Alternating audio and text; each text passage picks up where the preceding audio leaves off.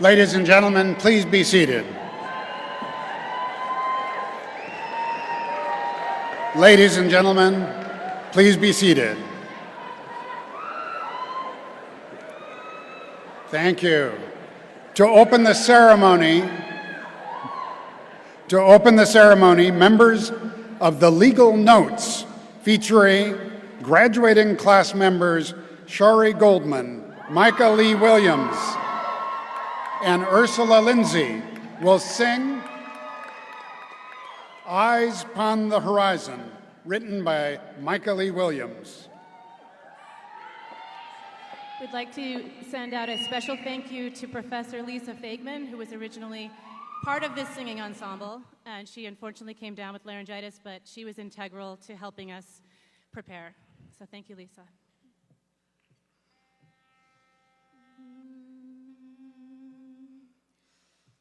We have come from near and broad with our stories of hope. Cast our eyes upon the horizon. We are strong. We have weathered far we've bettered, brought each other along. With our truth and our measure, we are strong. Now the time stretch behind us and the road forward long. Stand for justice, champion love, fight for freedom,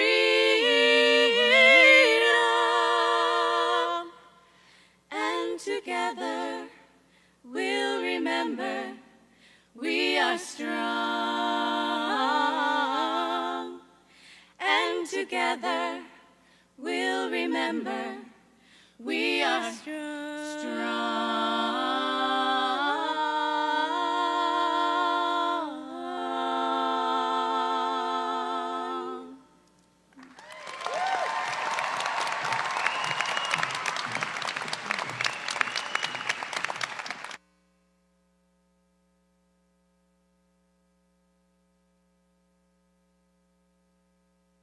Thank you, Shari, Micah, and Ursula. Good afternoon and welcome, everybody. My name is Tom Getty, class of 1981, and I serve as chair of the board of directors of UC Hastings College of the Law. On behalf of the board of directors, faculty, and administration, I take great pleasure in calling to order the 136th commencement ceremony for the University of California Hastings College of the Law.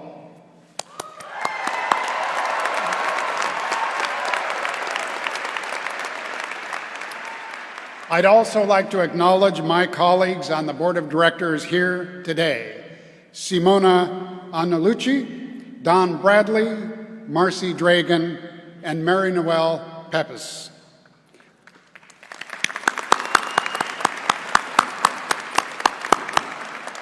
Today, we celebrate with pride your dedication and your accomplishments. You have worked extraordinarily hard to earn the degrees we are here to bestow, and we thank your family members and friends in attendance who have been here for you and are here now for you to celebrate this milestone. Thank to each and every one in attendance, students about to graduate, friends, and family members.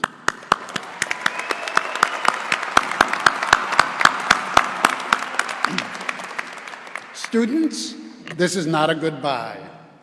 When you leave here today officially as a graduate, you join a worldwide community of alumni making our mark in nearly every field of human endeavor.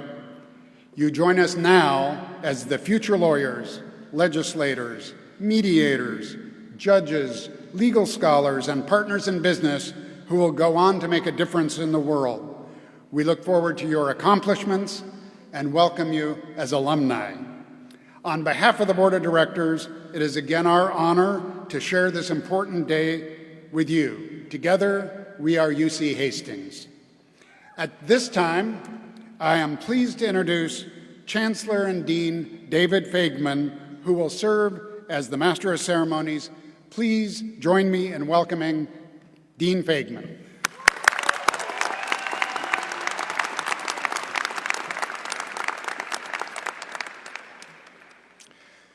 Thank you, Chair Getty. Good afternoon, and welcome to the graduates of the class of 2017. On behalf of UC Hastings, I welcome you and I congratulate you and your families. We are here today to recognize and honor our graduates, of whom we are all extremely proud. John Adams said, quote, "There are two types of education. One should teach us how to make a living, and the other how to live."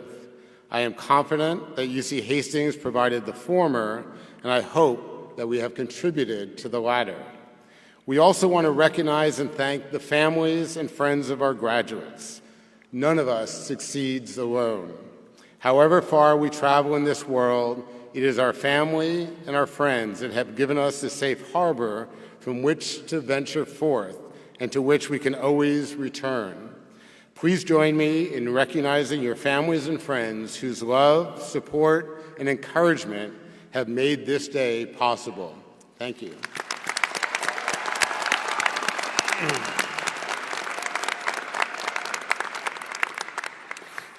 Please also join me in recognizing your faculty.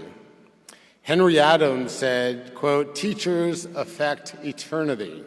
They can never tell where their influence stops," unquote. We are very fortunate indeed to have a faculty who are dedicated to their profession, their school, and most importantly, to their students. Please join me in thanking your faculty.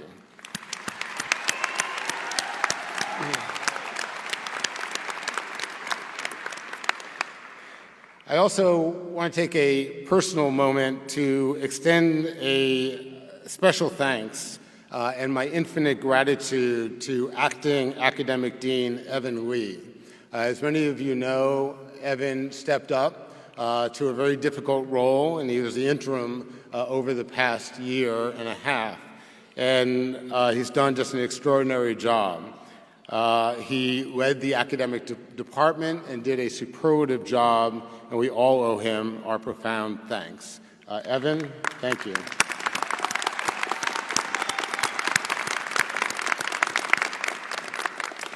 And finally, I want to thank those who make this event possible.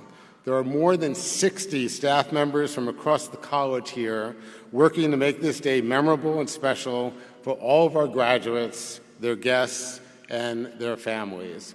Thank you to all of those who have kindly given of their time today and for all that you do throughout the year. Thank you, staff.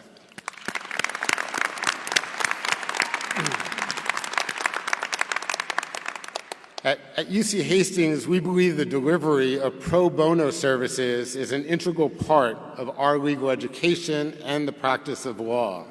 The California Bar, state bar associations across the country, and the American Bar Association all encourage attorneys to devote at least 50 hours annually to the provision of free legal services. The class of 2017 took this pledge to provide pro bono services to heart, with 215 of today's graduates, including 8 LLM graduates, participating in the program. Of those participating in the pro bono program, 47 members of the class of 2017, including 5 LLM graduates, have met UC Hastings' pro bono goal and are recognized as members of the Pro Bono Society. 12 of these graduates, including 1 LLM, went even further and met the aspirational pro bono goal set for licensed attorneys and are recognized today for outstanding achievement in pro bono work. Together, the class of 2017 provided more than 8,000 hours of pro bono services. At a very conservative billing rate of $100 per hour, these graduates provided over $800,000 in legal services. We hope that this spirit of pro bono is a commitment all of our graduates will continue to live up to throughout their professional lives. Will the graduates receiving pro bono recognition please stand at this time? And let us all thank you for your work.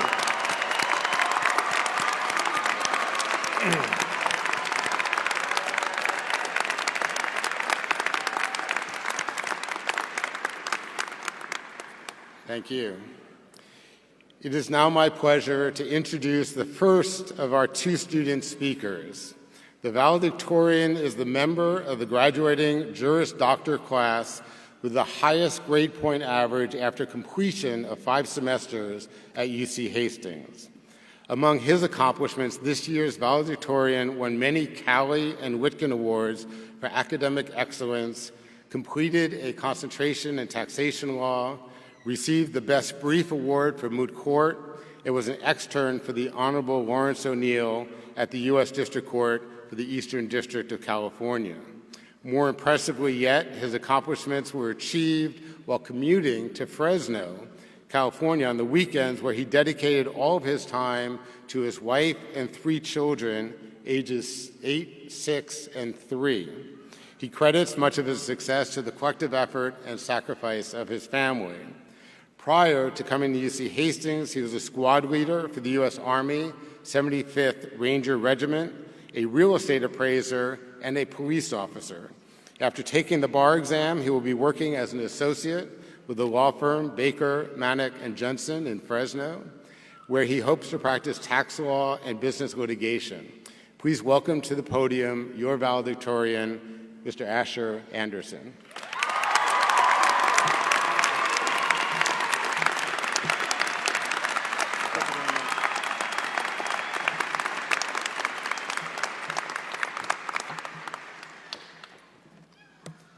First of all, congratulations, class of 2017.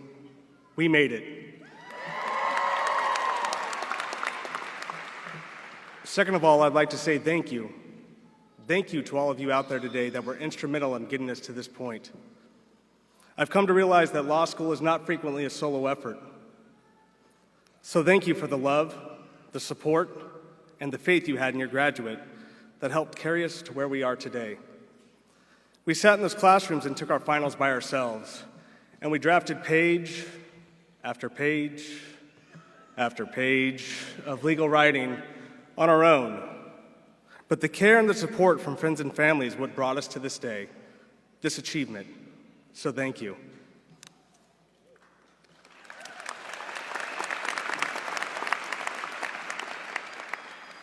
In spring of 2013, I was on vacation with my very pregnant wife and 2 kids when we first started discussing a career change. At that time, I'd been a police officer for 4 years, and while I found immense satisfaction in serving my community and working to keep my family and friends safe, I kind of always knew that that's not where I belonged. And after serving 8 years in the military and 4 years in special operations with the 75th Ranger Regiment, physically, continuing that career wasn't a realistic future for me. So we made the jump. I registered to take the LSAT, and we told our friends and family that I was quitting my well-paying and stable job to go to law school. Then when I was accepted to UC Hastings, we informed our family that not only was I quitting my job, but that I would be commuting from Fresno to San Francisco every Monday and returning at the end of the week. They were shocked, to say the least. But it was my wife's idea, so nobody can really blame me. But needless to say, everyone thought we were crazy, and maybe we were. But today we find that it has all been worth it. The sacrifices we've all made, the hard work we've all put in. We get to look back at the past 3 years and say, yes, it was worth it. And from this day forward begins a brighter and newer future. I learned a lot about life in the military and as a police officer. I learned about the resilience we all have inside of us. That inner strength that carries us through each day, no matter the struggles we come across. I saw it in the faces of those I encountered in the military and during my time as a policeman. I saw it in the faces of soldiers before they left for their first deployments. I saw it in the eyes of single mothers fighting to keep their kids safe from the dangers of the streets. And I found it again in myself and my family while in law school.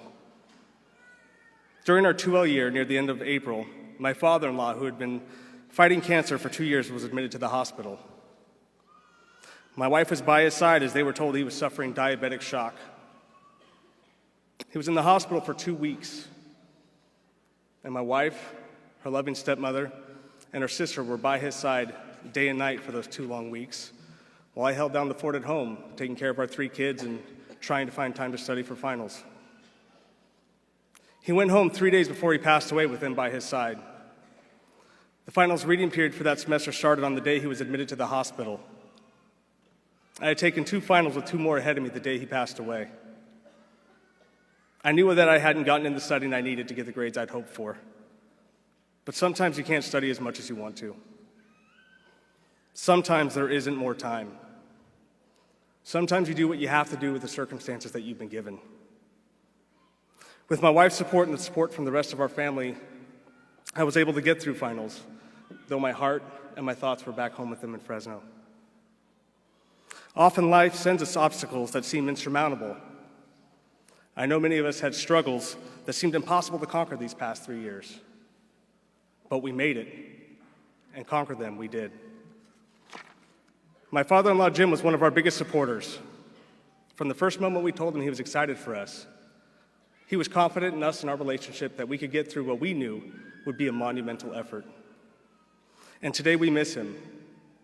His support, along with that of several important family members and friends, most of whom are here today, gave us the strength and courage to move forward with this crazy endeavor. I know that my family is not the only one who suffered loss while in law school, but we can all take comfort that those whom we love, who cannot be here today, are with us in spirit.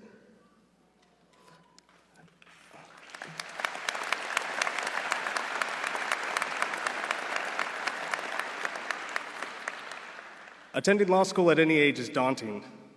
I was 30 when we began our 1L year. Many of my fellow classmates were just out of undergrad and nearly 10 years younger than me. Sitting in my first class, I felt, how do I say this, old. I felt old and wildly outside of my element. At a school like Hastings, when you're sitting in one of those classrooms, you're surrounded by some of the best of the best. And needless to say, I was intimidated. But as the days went by, I got to know my fellow classmates. We connected first through our shared law school experiences, and then as time progressed, those connections grew into genuine friendships. I have made friends here that I know will remain so for many, many years. It's true for me, and I can guess that for many of you, my fellow graduates, it's true as well, that it's our relationships that carried us through these past 3 years. And I hope we can all remember that as we continue through life. Lord knows we will need support in the next few months as we prepare to take the bar. But even beyond that, let us remember to reach out to one another and to help each other. Connections and friendships in life enrich us and make this life on earth that much sweeter. Remember those who love you and who have supported you, and try to do the same for those who need it. Thank you. And again, good job, class of 2017. We did it.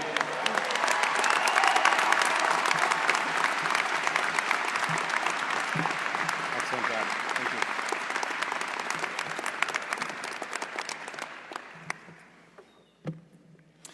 Thank you, Asher. Each year, the third-year council holds elections to choose who will speak on behalf of the class. The student selected this year is from San Luis Obispo, California, and graduated from UC Santa Barbara. After graduation, she was an active member of Run Women Run, an organization that inspires, recruits, and trains pro-choice women for elected office. During her time at UC Hastings,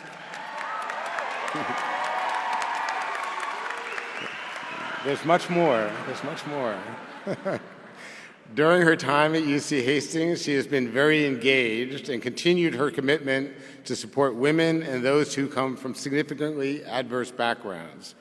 Brooke was a member of the Pro Bono Society and volunteered with Homeless Legal Services, Bay Legal's Debtor Rights Clinic, the Legal Advice Referral Clinic, API Legal Outreach's Naturalization Clinic, the General Assistance Advocacy Project, and San Diego Volunteer Lawyers Program's Domestic Violence Clinic. She also externed at the U.S. District Court for the Southern District of California and the Unified Family Court in San Francisco.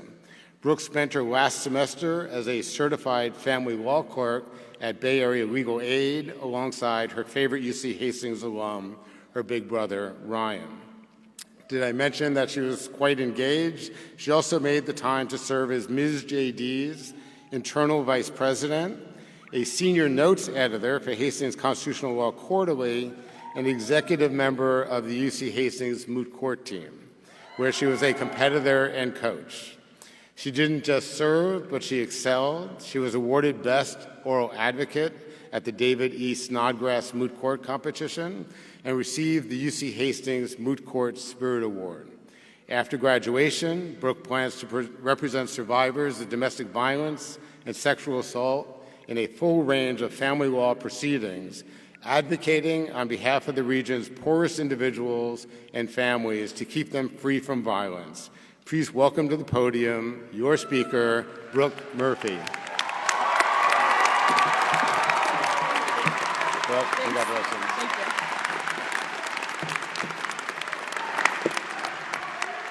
you. Class of 2017. When we first came to law school, lots of people offered us unsolicited advice. Everyone had an opinion about what the law school experience should look like. But there are two pieces of advice that have stuck with me that I hope you'll take with you beyond the walls of 198 McAllister. One, to remind yourself who you are, and two, to remember what brought you to the practice of law. The law has a way of humiliating brilliant people, and there are many times over these past few years where I lost sight of who I was and why I came here. For every one thing that I learned that I didn't know 99 other things. But one thing that I could count on was the UC Hastings community to remind me my direction when I was feeling lost. Each of us has had many hearts and many minds here at UC Hastings help us arrive to this realization and to this special day. UC Hastings requires 86 units to graduate, but the way that we spent those hours varied widely. We learned about ourselves academically, professionally, and personally. I found my community amongst UC Hastings' finest as a member of the UC Hastings moot court team. But I've been fortunate to hear about many of your successes over these past 3 years. My friend, Brooke Acevedo, worked to safeguard the integrity of the criminal justice system in its imposition of its severest penalties at the Phillips Black Project. Tom Lynn externed not one semester but two at the California Supreme Court. Peter Stevens implemented neighborhood improvements as a member of the board of directors for the Tenderloin Community Benefit District. Hatomi Heap Baldwin served as vice chair, she's the best, for Ms. JD's NWLSO Leadership Council, advocating for intersectionality and women empowerment in the legal profession. This is just to name a few of our colleagues that exemplify what the UC Hastings community is all about: authenticity, grit, and a little bit of hustle. Now that we're leaving law school, it's my turn to offer you one last piece of unsolicited advice. Education is a gift that no one can take away from you. I know sometimes during finals it didn't feel like a gift, but it's an asset, it's a weapon. It reduces poverty, it promotes gender equality. But with these great privileges comes great responsibility. Activist Cleo Wade wrote, "Always remember that being seen and heard is a luxury. To live a life of being able to say, that's not fair, and to receive respect, attention, and action is a gift most people in this world, country, and even neighborhoods down the road from you are never given." I believe that education, for better or for worse, provides us with a voice at the table. We should all be ready to speak up, because as attorneys, we can engage in dialogue in a way that we couldn't before. While graduating from law school is certainly an accomplishment of which we should be proud, I hope you treat your law degree as a hard-earned springboard. It will certainly allow you to be the Atticus Finch, the Lionel Hutz, the Elle Woods, the Tom Hagen of your personal practice. Let it propel you to do much bigger things than what you've accomplished here so far. Now that this monumental goal is met, we better go out and set some new ones. Congratulations, class of 2017.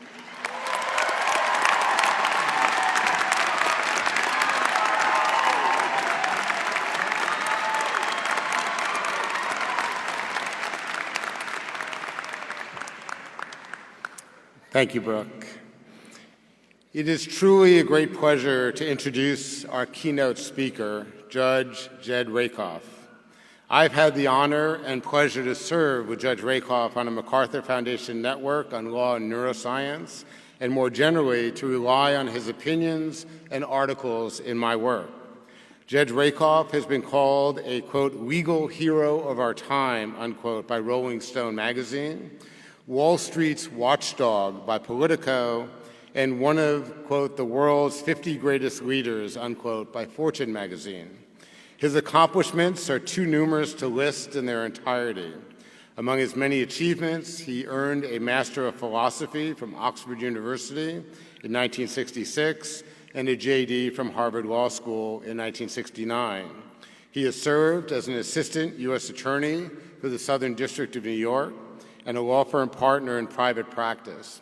In 1995, President Bill Clinton nominated him for a seat on the United States District Court for the Southern District of New York, where he now has senior status. He is an adjunct professor of law at Columbia Law School, where he teaches seminars on white-collar crime, the interplay of civil and criminal law, and science in the courts. He has authored over 1,500 judicial opinions and has also frequently sat by designation on the 2nd, 3rd, and 9th U.S. Circuit Courts of Appeal. He has co-authored 5 books, written more than 140 published articles, delivered over 600 speeches, and he is a regular contributor to the New York Review of Books. Judge Rakoff is the quintessential public intellectual, someone who is able to write about sophisticated legal topics with grace and style, even poetically, without losing any of the complexity and nuance of the subjects on which he writes. Throughout his illustrious service on the federal judiciary, his decisions have demonstrated an intellectual clarity and a principle of justice that we wish to impart to our graduating students. We are honored to welcome him as this year's keynote speaker. Please join me in welcoming Judge Jed Rakoff.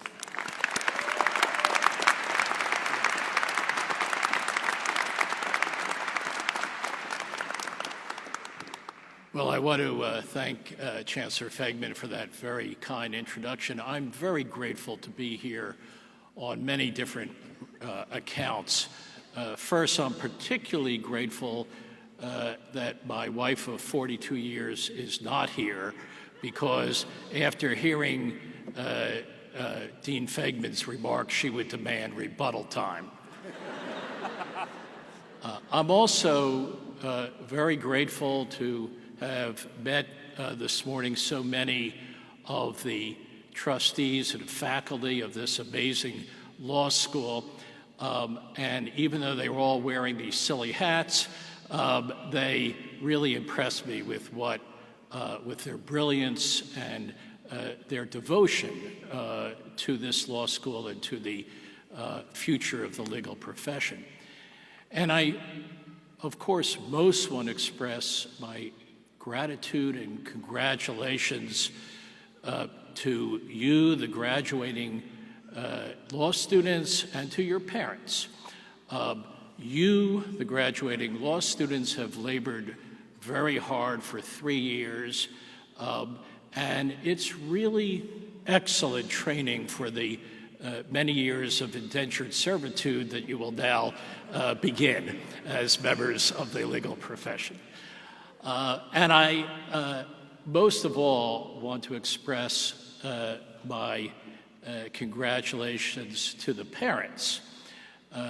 They have seen their children through college, through law school, you must feel an immense feeling of pride today, and I hope that that will sustain you as you file for personal bankruptcy.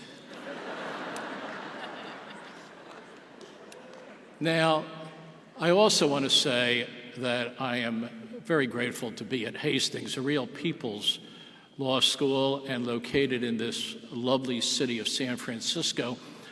I first came to San Francisco in 1964. I had just graduated from college.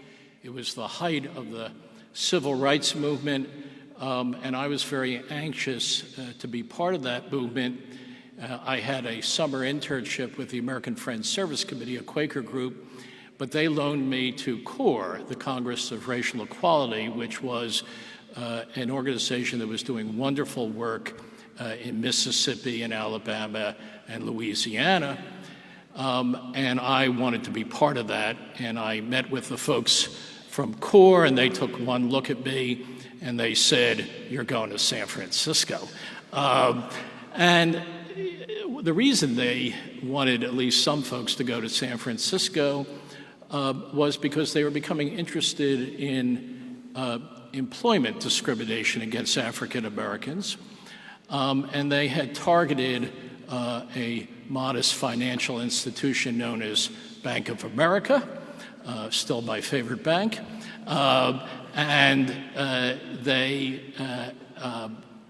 wanted to bring to public attention that Bank of America allegedly was very discriminatory in its hiring practices so far as African Americans were concerned.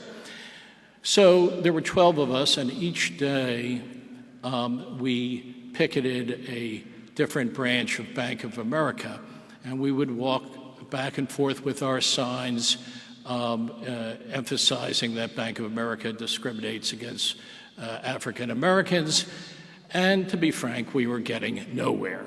No one noticed us. On the streets of San Francisco, you meet all sorts of weird people, and we were just part of that crowd.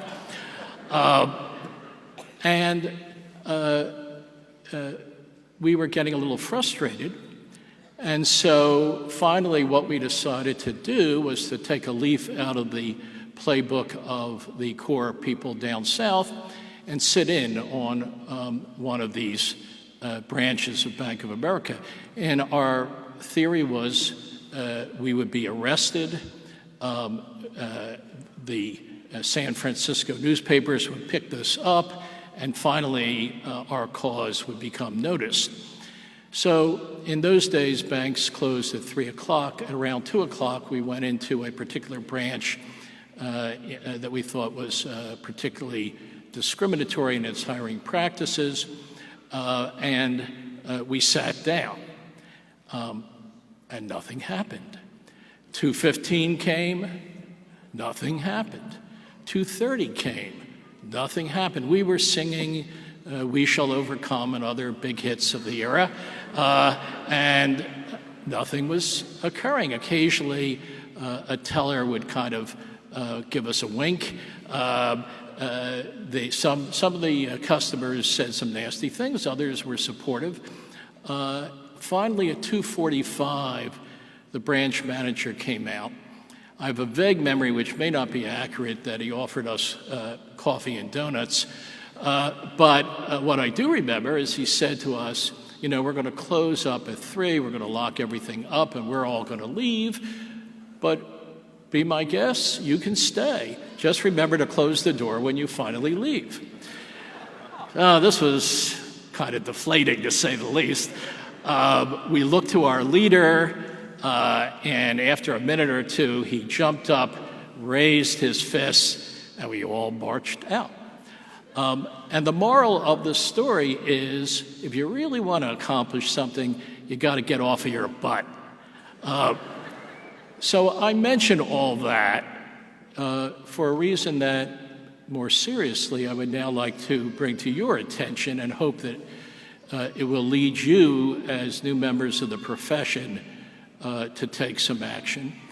And that is the extraordinary degree to which ordinary citizens, folks just like the folks here, are being cut out of access to the legal system of the United States, either not being permitted to go into court at all, or having to go in without adequate representation and suffer disastrous consequences. Let me put some flesh on that bone. And I'm going to draw now on statistics from the National Center for State Courts, which collects data from all 50 states. And for many years, right up through about 1970, the individual parties, people who were in civil lawsuits, not as companies, but as individuals, whether plaintiffs or defendants, who were not represented by counsel were less than 1% of the total.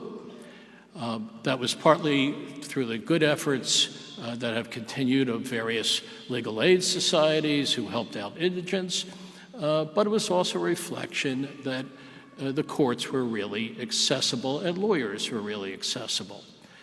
Fast forward to 2015, the last year for which we have data from the 50 states, and now the percentage of individuals who are parties to either in civil cases, either as plaintiffs or defendants, who are unrepresented by counsel is 65%.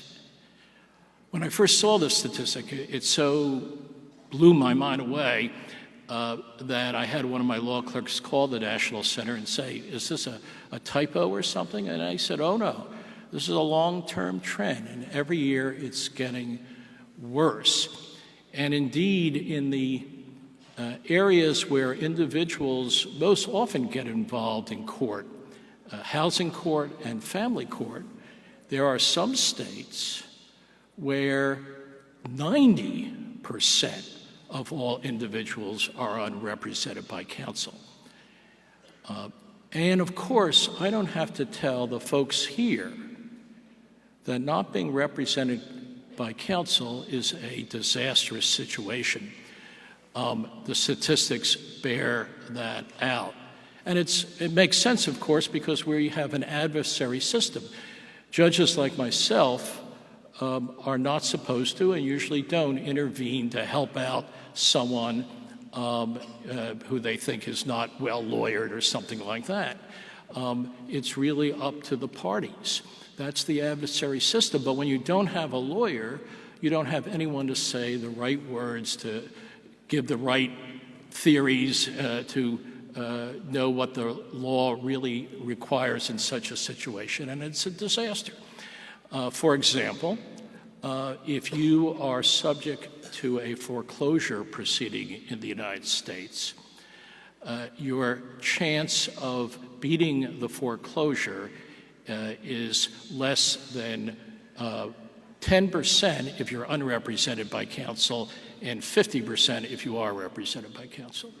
Or to give another example, if you are a woman who has suffered spousal abuse and you go into family court seeking an order of protection, if you are represented by counsel, you will almost always get that order. But if you are unrepresented by counsel, you will fail to get that order in more than 50% of the cases.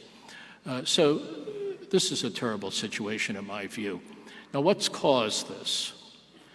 Well, there are many factors, but the most obvious is the high price of lawyers. Lawyers are a profession, but they're also a guild. There are big barriers of entry to our profession, and the result is that the free market doesn't really operate in economic terms, in terms of legal billing. In 1985, which is the first year for which this particular statistic was put together, in 1985, the average law firm partner, whether from big firm, small firm, all across the United States, the average partner charged $112 per hour. That's a lot of money even then. In 2015, the average law firm partner charged $600 per hour. a six-fold increase, and even if you adjust for inflation, it's a 3.5 increase, 3.5 times multiple. Even while we were going through a great recession, even while interest rates were falling, legal fees just kept going up. Another area where there's been a great increase in expense is in the non-legal fee portion of litigation. The discovery, the motion practice, the documents, the depositions, the transcripts, and so forth. We don't have specific comparative statistics for that period, but the increase is shown, I think, by the decline in cases that go to trial. Back before 1970, and here we have statistics going back many decades, 20% of all civil cases in the United States typically went to trial. Most cases settled, and that makes a certain sense. There's lots of reasons to settle a litigation, but it's not so good to settle a case not because you've received justice, but because you can't afford to continue with the case. It's just too expensive. Right now, and for several years now, only 2% of all civil cases in the United States go to trial. And that huge decrease is, in my view, a reflection of these increased costs. Now, there are other factors that bear on this. There used to be ways that you could indirectly receive legal representation. One of the most obvious was labor unions. Labor unions provided free legal representation for their members in any job-related disputes. But in the private sector, unions have become almost non-existent. They still play a big role in the public sector, but currently only 6.7% of the private workforce is unionized. But it gets worse than that, because most employment contracts these days have a provision that says if you have a dispute with your employer, you cannot go into a regular court. You have to go into arbitration. And by the way, you can't have a class action either in court or at arbitration. You're on your own. And the reality is that you don't get meaningful discovery. You don't get much of what is the norm in state and federal courts. And of course, you don't get a jury.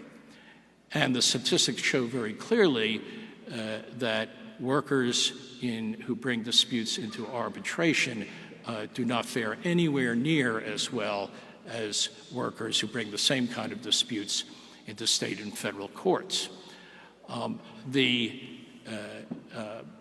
Another aspect of this is that also relates to arbitration is that when you go online, everyone here has done this. You're purchasing a good, you're purchasing a service, and you click that little button that says terms and conditions. And when you do that, you give up your right to a jury, you give up your right to go into court, you give up the right to have a class action, and you wind up in arbitration with, once again, the deck basically stacked against you. And if you should be so unfortunate to have a dispute with the government, with a regulatory agency, either you're the plaintiff or you're the defendant, it doesn't matter, you get sent to an administrative law court where, again, the statistics are overwhelming that the government does far better in their administrative regulatory courts than they do in regular courts. The deck, once again, is not in your favor. Now, what can we do about all this? Well, so far, not much has succeeded, but there are a few rays of hope. One is online legal services. Another is legal insurance, which the one state where that's beginning to be offered is California, and that may really catch on and be a very helpful phenomenon. My own personal hope is that the law schools will develop the, if you will, functional equivalent of what in the medical profession is called nurse practitioners. In a typical situation, this would be someone who would go to law school for just 1 year, lucky folks, and then would be apprenticed to a already certified legal practitioner. And after 2 years, they would take an exam. And if they passed it, they could then do basic legal services like drafting wills and contracts, like going into housing court and family court. Certain more complicated things would still not be within their ken, but they could offer at a much cheaper price than is being offered now the kinds of services that everyday people really need in their everyday lives when they come into contact with legal disputes. I don't know whether any of these ideas will succeed. I am afraid that much of the organized bar will oppose these kinds of steps, as they have already in the few states where they've been tried. But I remain very hopeful that the new members of the profession, you folks, will get off your butts and do something about it. And if you do, your parents, your children, and all of us will be grateful indeed. Thanks so much. To dinner last night with Betty and her wonderful, beautiful family, and I was told that I hope she doesn't mind my saying that she's 98 years old, and she turns 99 on June 11th.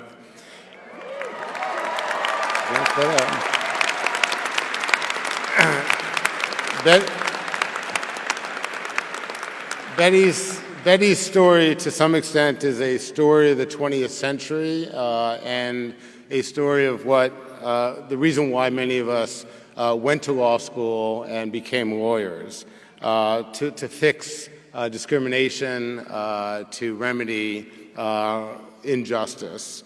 After completing 2 years at UC Hastings, her degree track was interrupted when her husband, Harry, who returned from World War II, moved the family to Southern California to pursue his career.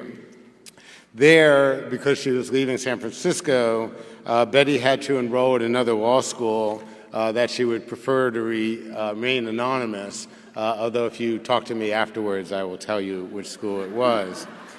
As a result of this discrimination, she had a child and she was pregnant. The dean essentially invited her to leave that school, and so she was unable to complete her law degree. However, Betty's son, Lawrence Falk, attended UC Hastings and graduated in 1978. Based on her son's positive experience, Betty continued to support UC Hastings, and she joined the board of the 1066 Foundation that is now known as the UC Hastings Foundation. And she spent the next 3 decades fundraising, donating, and fighting for the best interest of UC Hastings and our students. She was named a trustee emerita in 2007. Betty represents the indomitable spirit that we hope to attract in students and to nurture in them. Although she did not graduate with her entering class in 1946, we are very proud to call Ms. Falk one of our own and award her an honorary Juris Doctorate degree from the University of California, Hastings College of the Law. Betty?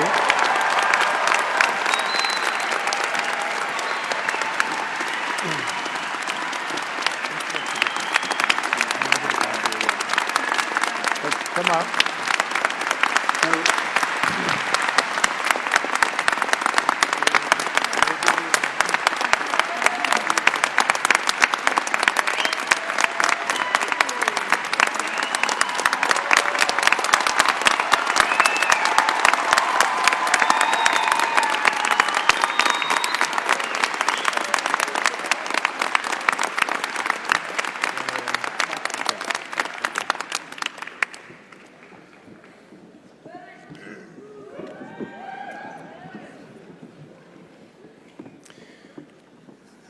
Being dean can be a great deal of fun from time to time.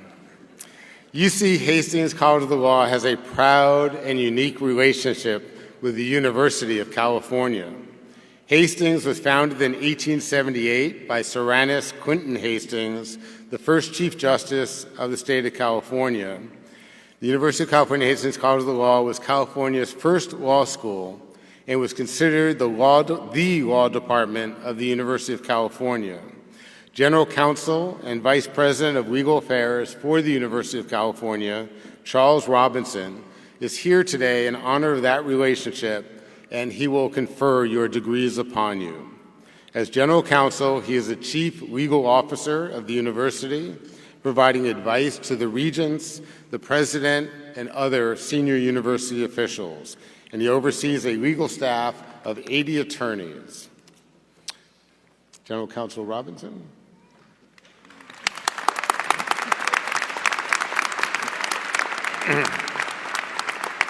And now, ladies and gentlemen, it is time to proceed with the awarding of academic degrees.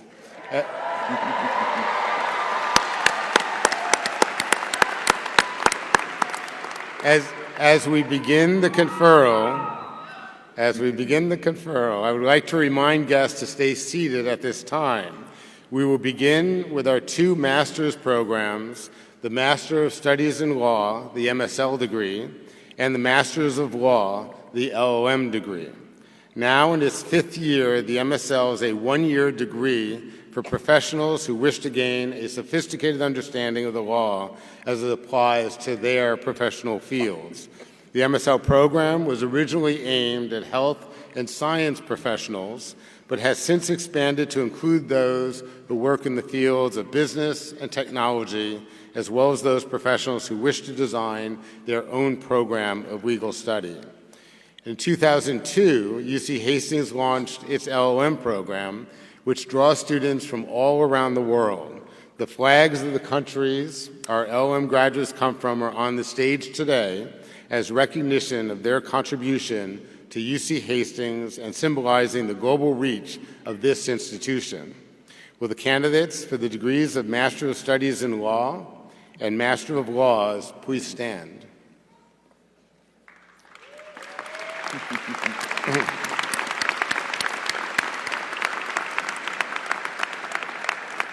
General Counsel Robinson, I have the honor to present these candidates for the rank of Master of Studies in Law and Master of Laws.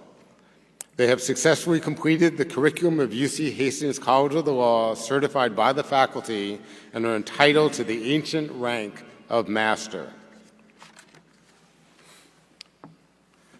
By virtue of the authority vested in me by the Regents of the University of California, I hereby confer on you, the graduates of the class of 2017, the Master of Studies in Law degree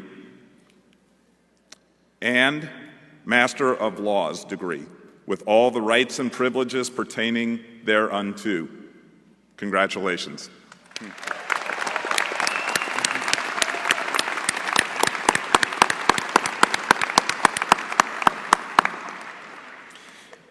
You can sit. UC Hastings has been at the center of the legal community in the West for 139 years, and this is our 136th graduating class of Juris Doctor students. Will the candidates for the degree of Juris Doctor please stand?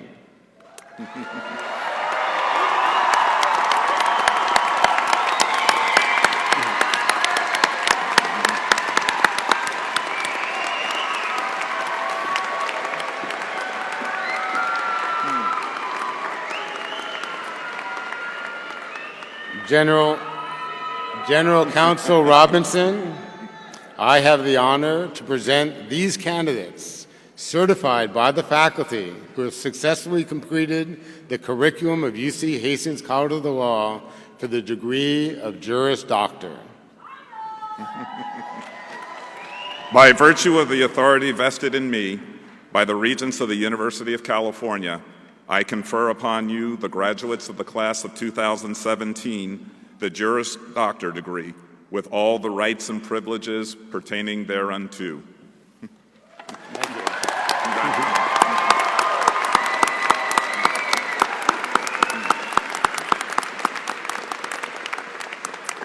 We will now begin the conferral of the degrees.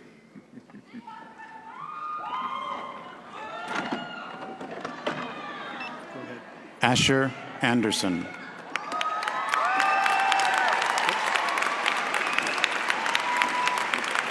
Brooke Murphy.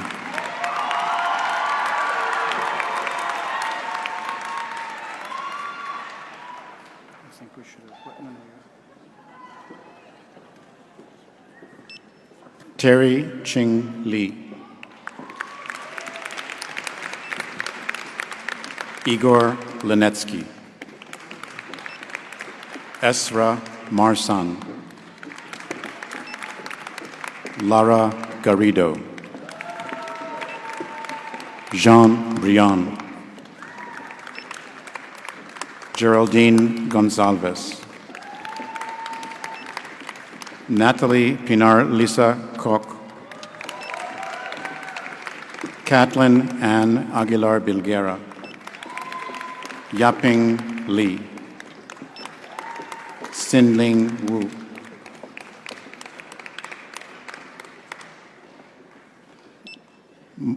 Mohammed Abdul Rahim Azarani. Oliver Zitzelberger. Lisa McCready. Kaushani Ushanesh Patel. Samarpreet Kaur. Hiral Mehta. Irina Barash. Elena Sukhovnina. Anastasia Gerasimenko. Simran Kaur Delaney. Eureka Kushibiki. Allegra Elizabeth Evan Jones. Sadil Bakrio. Tao Yu.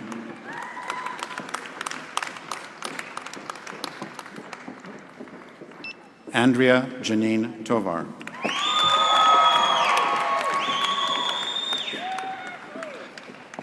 Ashley Naomi Ripolone. Amy Elizabeth DiPolito.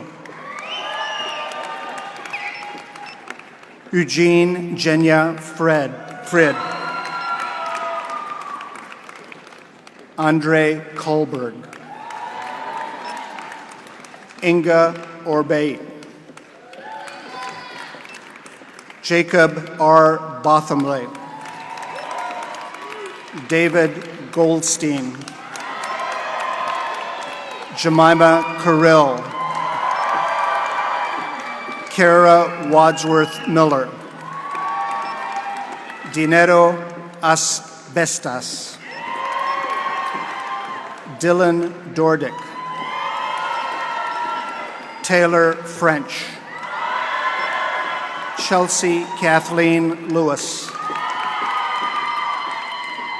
Allison Laura Bragg.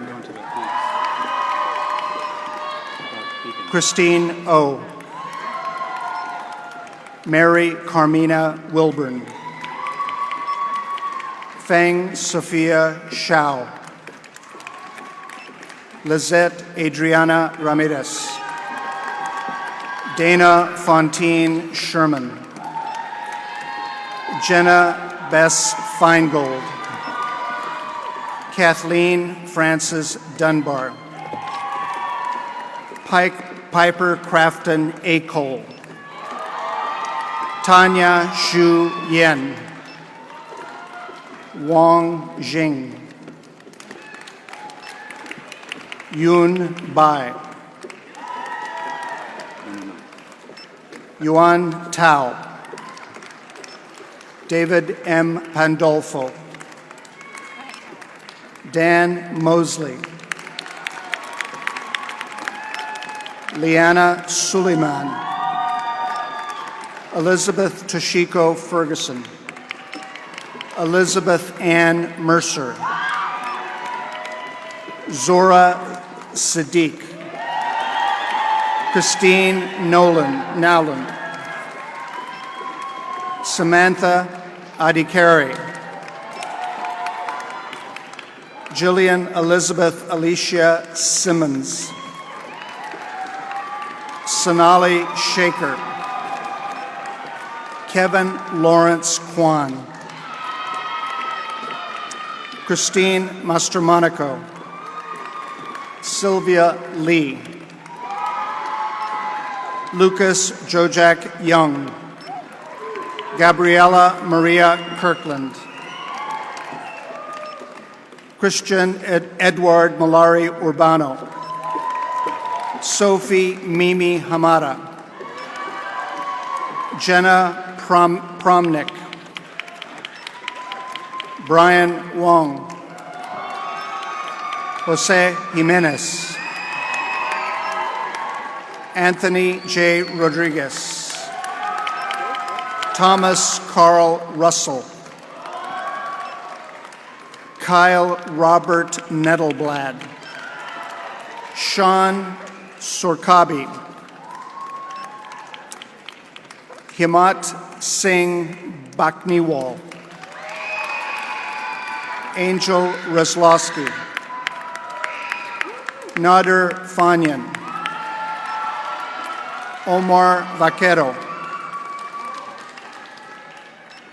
Paul Kingsley Jones. Samantha D. Eisenman. Garrett Smith. Stefan Francisco Ferris. Danielle Morales. Janice Rose Stillman. Ileana Corona. Stephanie Quintero.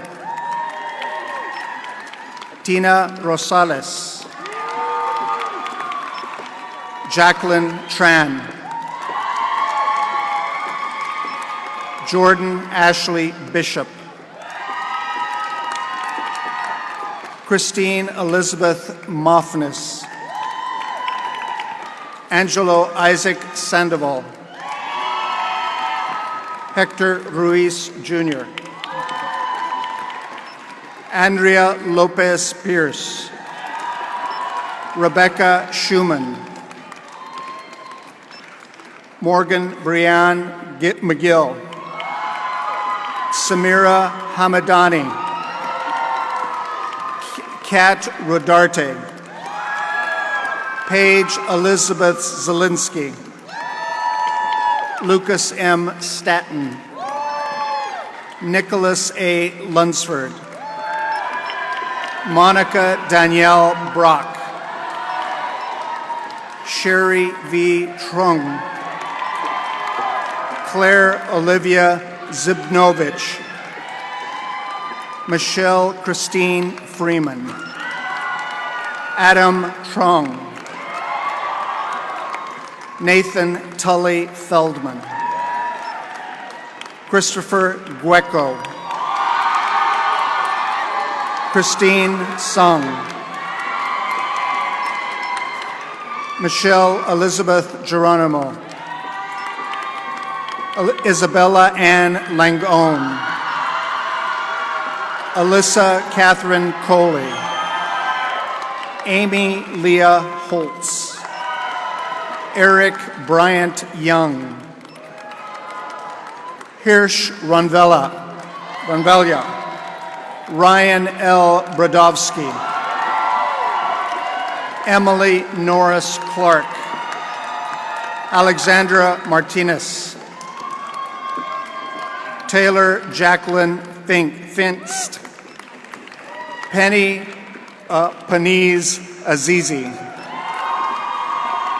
Sasha Shariati. Aria Zare. Kenneth Takeda. Jessica Bick Ann Doe.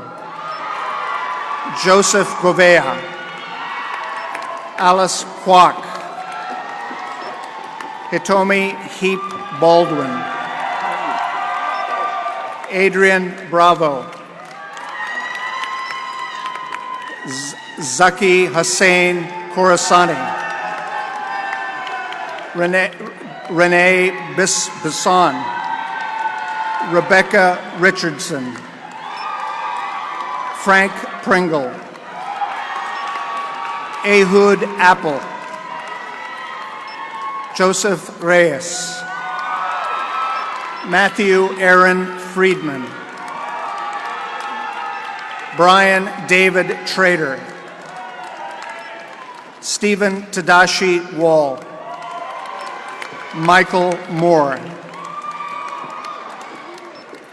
Suzanne Petrovna Soin, Andrew Anthony Joseph Torres, Kay Zushi, Carla Malagon, Victoria Katerina Vlahoyanis, Christopher Wong, Nicholas W. Yang, Kevin Christian Calkins, Arnulfo Antonio Sanchez Vizcaíno, Ursula K. Lindsay, Shari A. Goldman, Micah Lee Williams, Lindsay Brinton Harris, Gina Denise Scott, Robert E. Paping, Anthony Gonzalez, Jake Olguin, Alexandria E. Betancourt, Aaron Behar, Alex Taylor Shapiro, Matthew William Hazana, Jennifer E. Robbins, M. Jake Fever,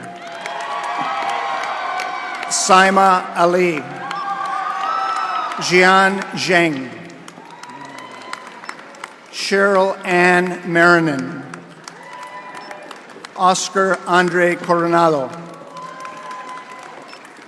Christine Reyes Loya, Amal Dahir Dalmar, Christina Carol Sturdivant, Lilith Ter Astavasta Tryon, Cassandra Nicole Martinez, Paola C. Tobias, Jade Smith Williams, Deborah O. Alope, Elisa R. Corriera, Tyra Marianne Singleton, Jacqueline Hernandez Mejia, Christina W. Hardesty, Jonathan Samuel Goldstein, Paul Sook, Joshua I. Park, Matthew Trejo, Kevin Sherman, Matthew Brown, Stacy Glenn Chu, Ketayun Mana Hamati, Michelle Esperanza Hernandez, Deborah Elise Rodriguez, Alexandra Abram, Alina Prodich, Matthew A. Moretti, Megan K. Christie,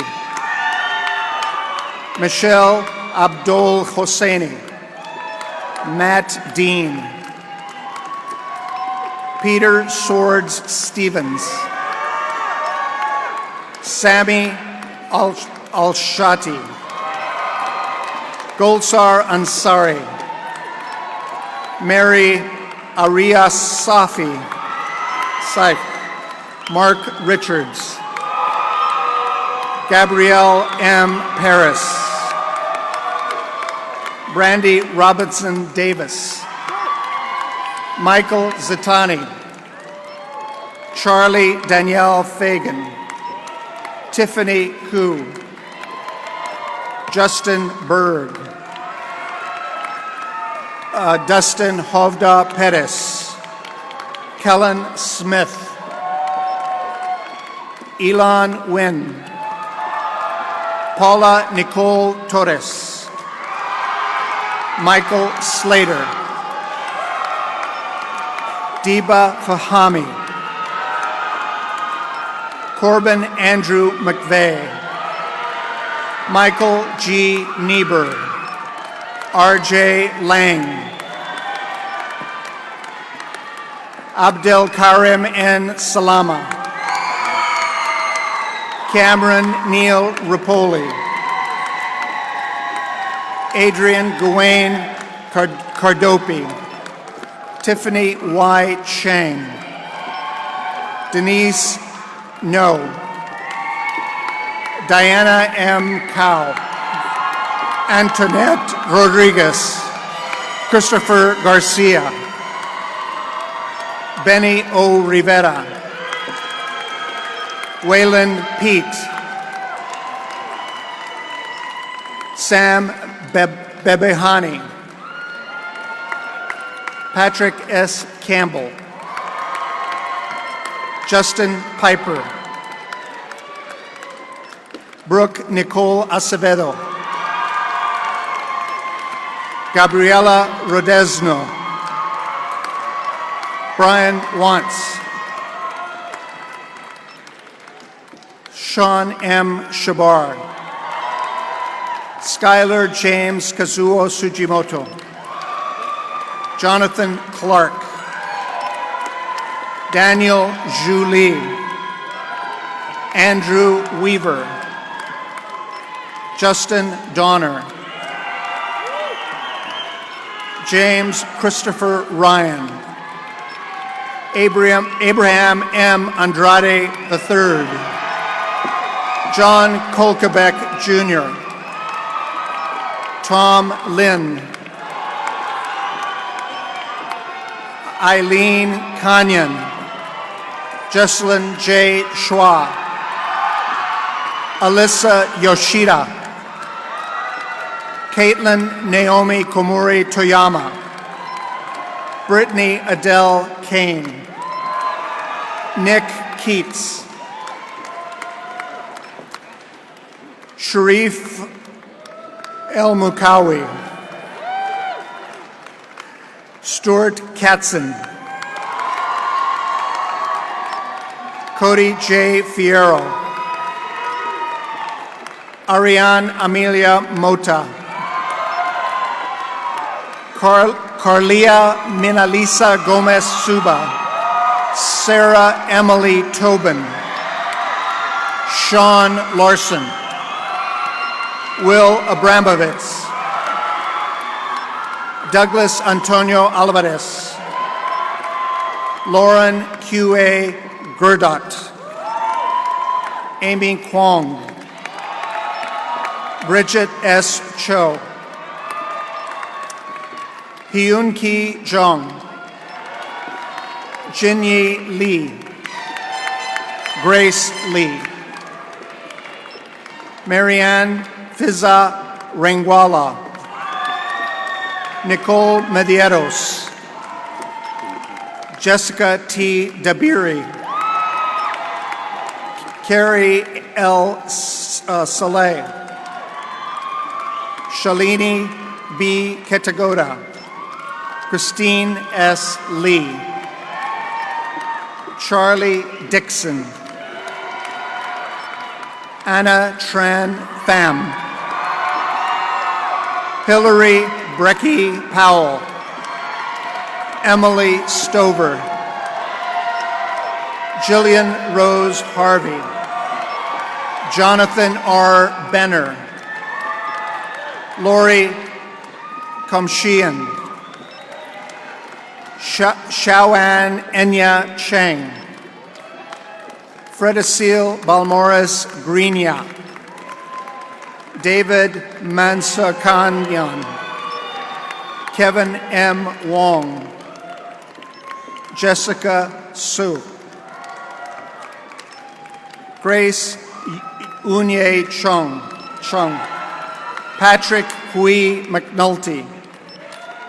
Conrad Postal. Juliana Franco, Kelly Tran, Kelvin John Souza, Nita Resendi Simmons, Chaka Malik Miller.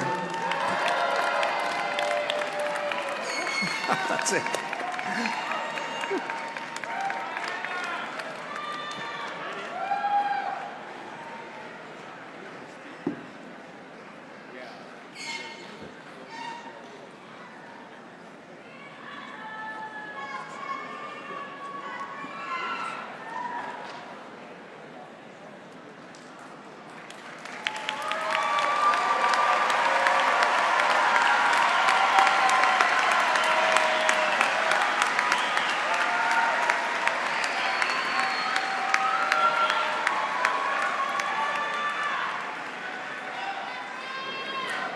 By tradition,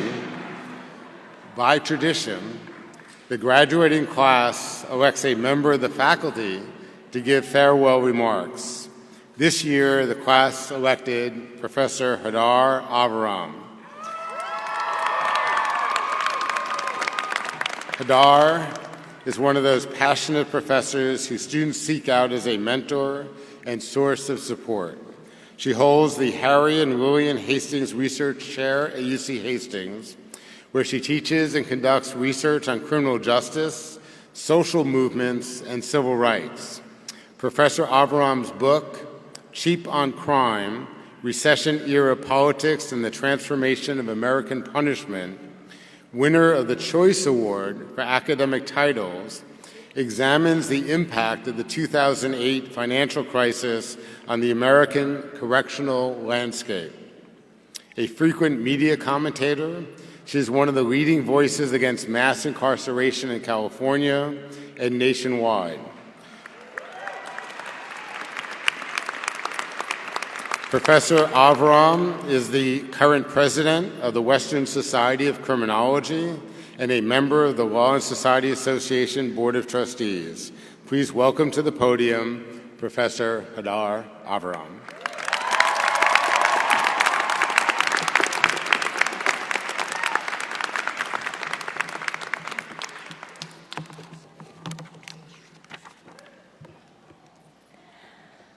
Across the magnificent Civic Center Square lies San Francisco's City Hall, which rose from the ashes of the earthquake and fire of 1906. It took only 3 years to build City Hall, but its completion in 1915 was only the beginning of its life as the people's building. It has seen the city through the Great Depression, through the Pacific Theater of World War II, through the activism and dramatic changes that shaped the social and political scene in the city, through the rise of progressive politicians, through the political assassination of Mayor George Moscone and civil rights hero Harvey Milk, through devastating plague, and through the city's times of wealth and plenty. It has witnessed the joys and sorrows of the inhabitants of our great city. Like City Hall, your law degree took 3 years to obtain, and it was just as much of an ambitious project, requiring all your skills and energy. To start, a vision of a productive and fulfilling professional life in the law and the passion to pursue it. But more than that, the beauty and magnificence of small moments. Painstakingly learning how the law speaks and mastering the intricacies of its obscure language. Sleepless nights and early mornings of reading and writing. A toolkit of skills for managing time and priorities, and the cultivation of your family and friends' support on this wondrous and sometimes arduous journey. Clad in velvety regalia, your faces in the audience are resplendent with well-earned joy, and likely some relief, echoing the happiness and pride that shines in the sparkling eyes of those who love and support you, who came here to celebrate with you today. Let's offer them our gratitude with another round of applause.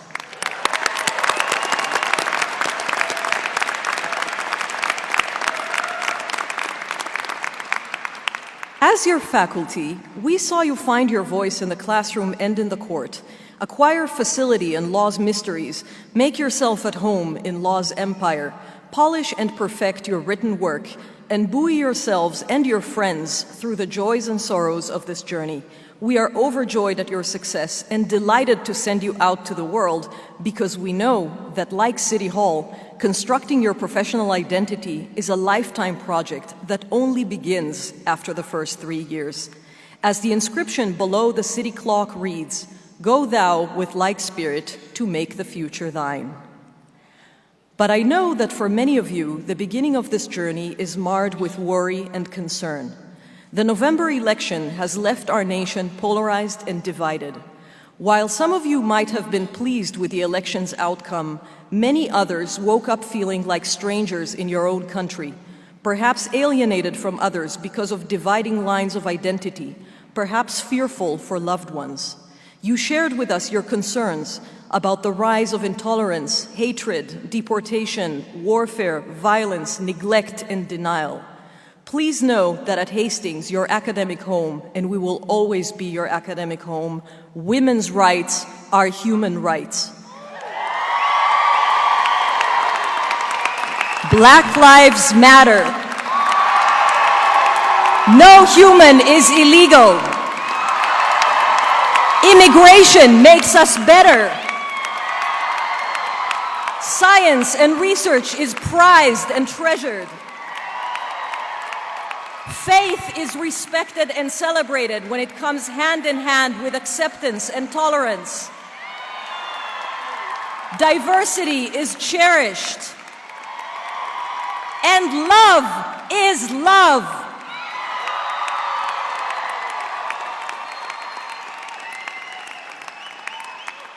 Also, know that in this place of crisis and divisiveness lies a unique opportunity for you. The skills you honed during your law school years now offer you a reality in which your contributions to the world will grow many-fold. In Franz Kafka's book, The Trial, the law's gate is guarded by a silent sentinel, impermeable to outsiders. But you are now insiders. You hold the keys to the gate. By contrast to Audre Lorde, I believe that the master's tools are essential for dismantling the master's house. And in the cries for help of the disenfranchised and forgotten, you will find great opportunity. The word privilege is often used nowadays as a derogatory term, but it is precisely social advantage that provides you the ability to step onto the threshold of law with a confident stride.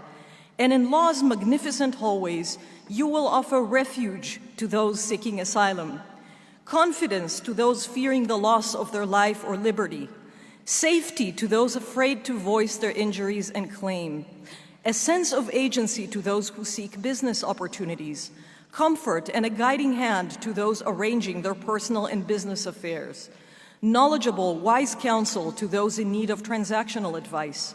All these people need your intelligence, your creativity, your hard work, your artful turns of phrase, your voice ringing loud and true, now more than ever.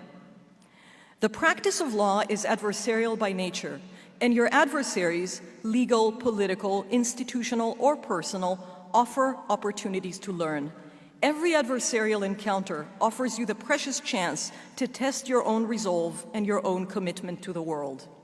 The practice of law also requires that we use our voice on someone else's behalf, which requires checking our ego at the door and being at the service of what is just and right.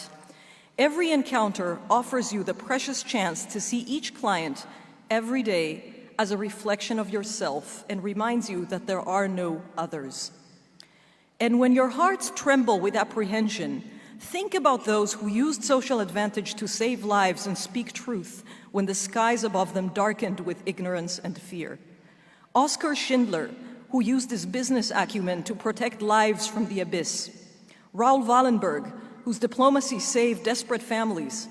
And the White Rose Society, an organization of students and professors who spoke up against the horrors of the Nazi regime.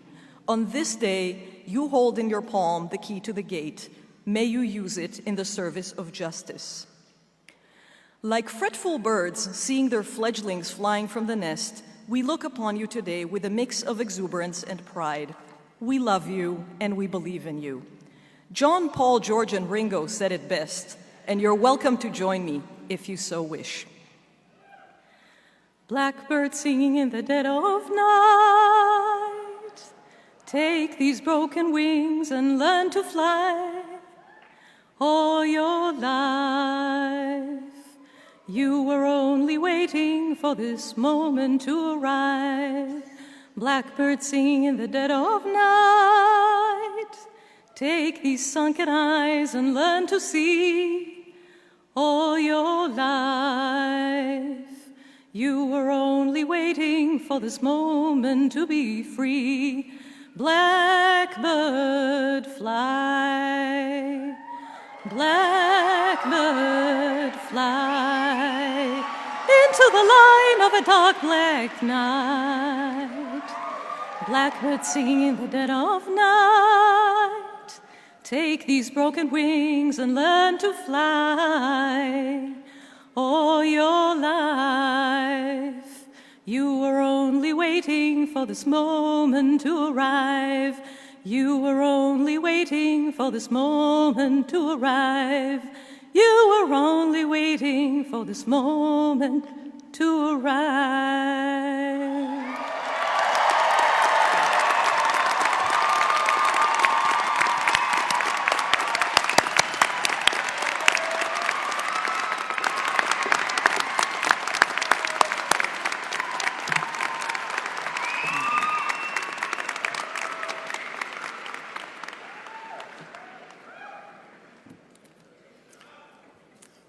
I have absolutely no idea how to follow that up, but I assure you that I will not sing for you. So I don't want to ruin your night. That was wonderful. Thank you, Professor Avram. On behalf of UC Hastings, I would like to extend the college's warm appreciation to everyone who participated in today's ceremonies. I ask that the audience and graduates remain seated until after the faculty begins the recessional. Then, I ask the audience to remain seated until the graduates have exited the auditorium. Guests may meet graduates in front of the building on Grove Street. Congratulations to all of our graduates. This concludes our formal commencement program. Thank you, and have a wonderful evening.